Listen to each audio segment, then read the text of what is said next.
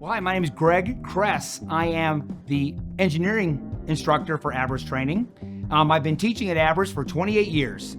I really have dedicated my life to composites, not only professionally, but as a hobby. I'm an avid sailor. I've sailed the Caribbean on a composite sailboat.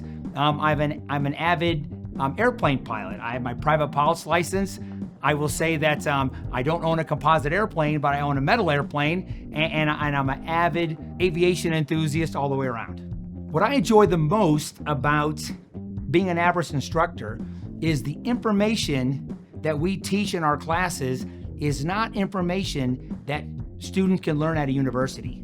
This is unique industry information because we instructors come from the industry. So we're not university professors. We're not just teaching out of textbooks.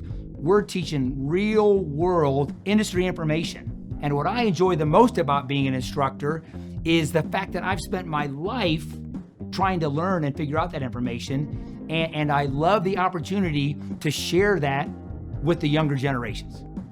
Well, I claim that engineering students, once they graduate from Abaris engineering courses, can get a job anywhere. That there are more engineering positions available for composite aircraft structures, hands down, than there are for engineers who specialize in metals.